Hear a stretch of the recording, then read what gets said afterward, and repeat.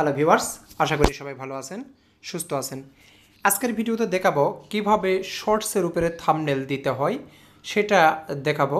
অনেকেই থাম্বনেল কিভাবে দিতে হয় জানে না, যে কোনো একটা অটোমেটিক্যালি এসে যায় সেটাই রেখে দেয়। আমরা যে কোনো একটা ভিডিও বানিয়ে নিব, শর্টস ভিডিও।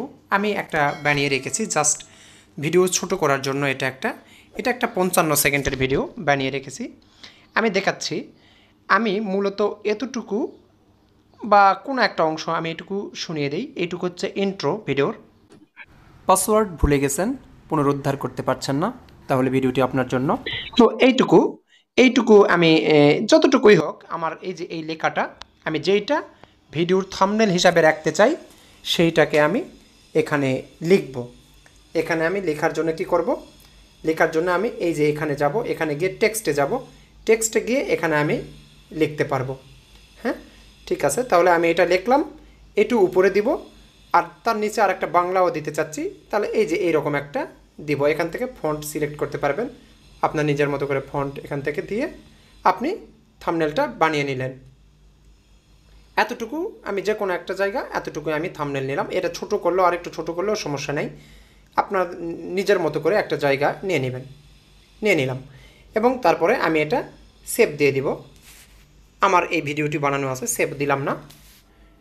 এখন আমি ভিডিও আপলোড দিব এবং থাম্বনেল আপলোড দিব।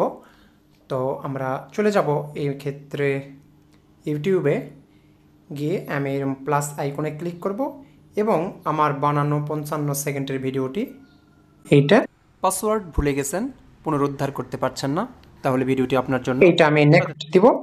পাসওয়ার্ড ভুলে গেছেন, পুনরুদ্ধার করতে পারছেন আবার নেক্সট দিব। এইখানে আমি একটা টাইটেল দিব, কি দিব, যে ফরগেট পাসওয়ার্ড। পাসওয়ার্ড দিলাম, কিছু একটা দিলাম। আমি পরবর্তীতে আমি এটা পাবলিক করব, এখন প্রাইভেট আছে।